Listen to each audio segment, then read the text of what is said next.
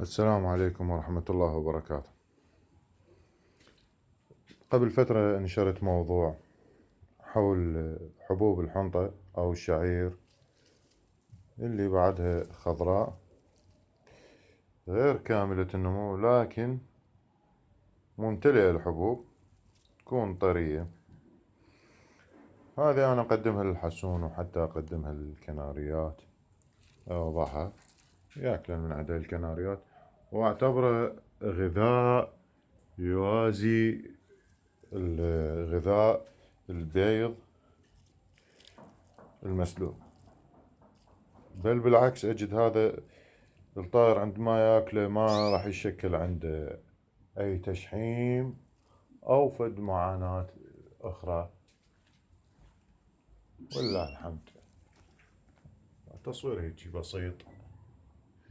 هاي احنا الآن بشهر الثالث، ولله الحمد.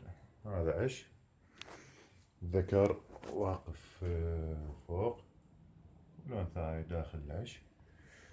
يا بسم الله الرحمن الرحيم. عندي إناث هناك طارن، هاي هنا العش مالته بالجانب. أظهرت الآن. يا الله، بسم الله. راح أوقف المقطع شوية بس ما بين أثبت عيدان الحنطة. بعد أن تم تثبيت عيدان الحنطة والشعير بهذه الطريقة، هذه الآلية،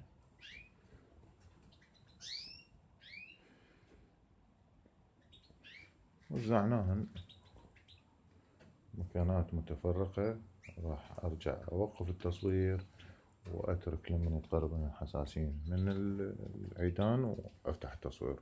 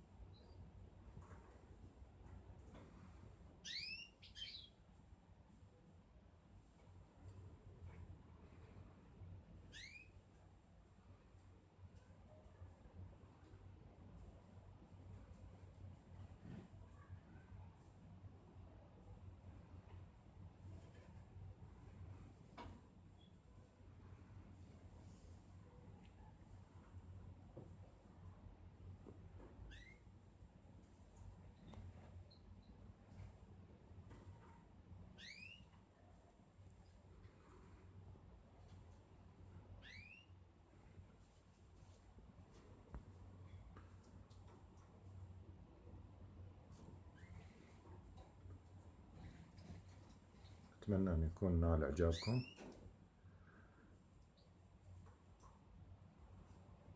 وأتمنى كل المربين يقدمون هذه التغذية في حال توفرها، وإن ما توفرت عنده الحل الثاني وهو البيض المسلوق. والله ولي التوفيق. في أمان الله وحفظه. أخوكم علي الربيعي، محب الفينش. في أمان الله وحفظه.